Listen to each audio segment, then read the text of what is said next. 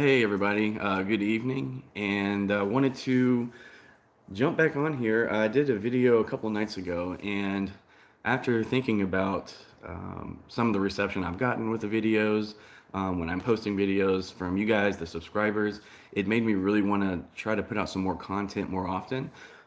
So what I thought I would do tonight is I felt like it was really important for me to come on here and talk about an experience that I had in the hospital recently. Um, and so I really appreciate you guys again tuning in. I appreciate all the messages I receive. I appreciate every single one of my subscribers. You guys are wonderful.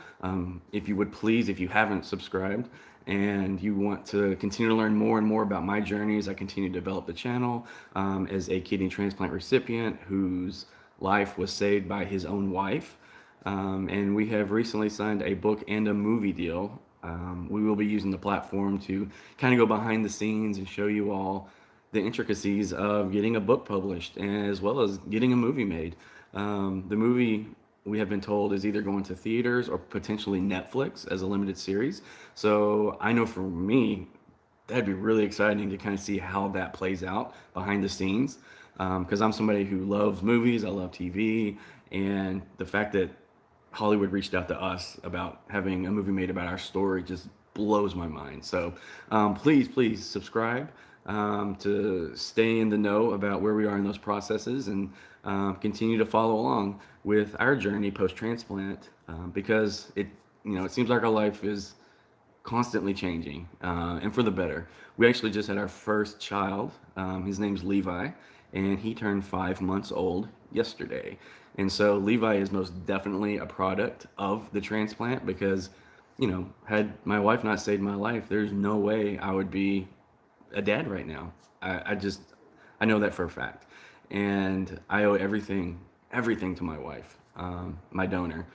And I just want to say, bless all the donors out there. Thank you all so much for what you've done. Thank you for giving people a second chance at life. And please know that not a day goes by that I am not extremely appreciative of what my donor did for me. And I've asked her many times, like, what is the best way I can show appreciation for this?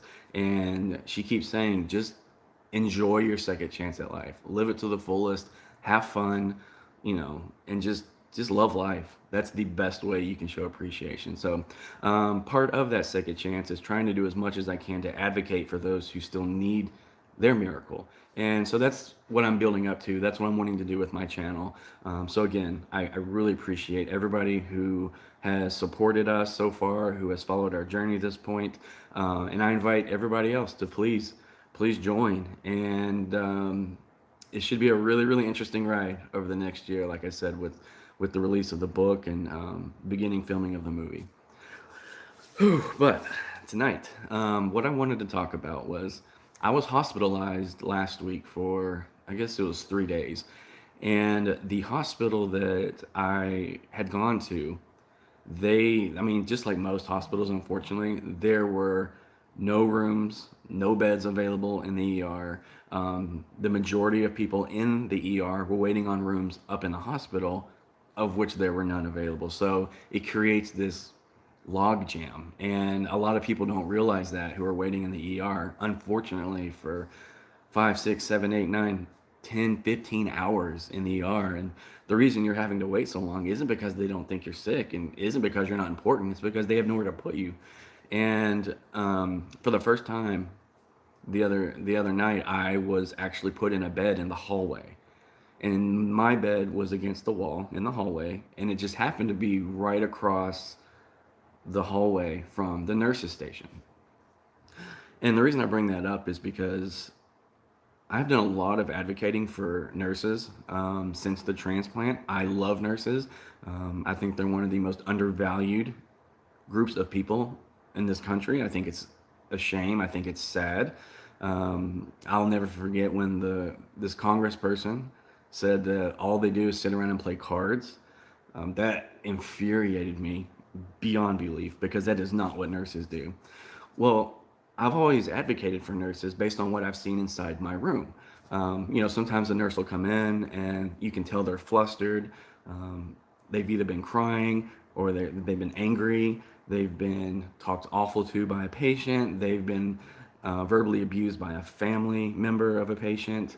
You could tell they're just dog tired, and they're still holding it together, and they're still doing what they need to do to take care of their patients. And it's extremely admirable. And that has really been my point of view up until last week. Um, so I'm laying in the bed in the hallway, and the nurse's station, I guess, is right there to my left. So I got to see what goes on with nurses outside of the room, in between going to rooms with the patients. I got to see them talking with their fellow nurses. I got to see all of that, and I got to tell you, it was borderline heartbreaking, because not only could I physically see some of these nurses were like breaking down, they were so overwhelmed. I was able to physically hear certain patients just cussing them out, screaming at them. There were patients who were threatening them because they wouldn't give them the strongest pain med they had, which, by the way, seemed to be the biggest issue between patients and nurses this particular night. There was a couple of patients that were just cussing out their nurse because she wouldn't bring them this strongest form of a pain medicine they had. And that's what led to them being mean to the nurse and things like that. Well, nurses have absolutely zero control over what medicine you take. They're simply the middle person between what the doctor says you can have and you receiving that medicine. So when I was laying there and I see nurses like tearing up, I see nurses trying to put themselves in a position around the corner where they can wipe tears away without being seen, where they gather themselves and they get ready to go to the next room. It was admirable, it was inspiring, but at the same time, it was heartbreaking. I definitely feel like nurses deserve better. I feel like nurses deserve an opportunity while they're on shift, to have somebody they can talk to. Because for me as a patient, if I'm feeling anxious, depressed, overwhelmed, or any kind of certain way, I can have someone called to come talk to me. Whether that be a chaplain, whether that be a patient advocate, whether that's the nurse manager, whoever it may be, or a doctor, I can make one phone call and figure something out. And I can have somebody in my room helping me through that. Well, the same has to go for nurses, because the nurses are the lifeline between the doctors and the patients. And if that lifeline is not 100%, if there's kinks in that, you're going to have issues one way or the other going between the patient to the doctor or the doctor to the patient. And that's not good. We have to take care of our nurses. We have to respect our nurses. We have to do better by our nurses. And so the reason I'm saying some of this is I implore all of you who are patients, kidney patients, whether you're a chronic kidney patient or you have other chronic illnesses that you deal with, to please try to remember patience with your nurses, especially in the emergency room.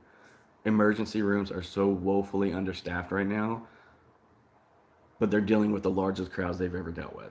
So that's just a recipe for a disaster. And if you can find it in you to try to be as patient as you can and to be as respectful as you can, while still maintaining the advocacy for yourself that you need to make sure you do, because you are sick. There are things going on, and there are times where nurses get going and they forget because they have so much going on. Don't be afraid to push the red button, and politely, respectfully ask to speak with the nurse, and remind them if you need to.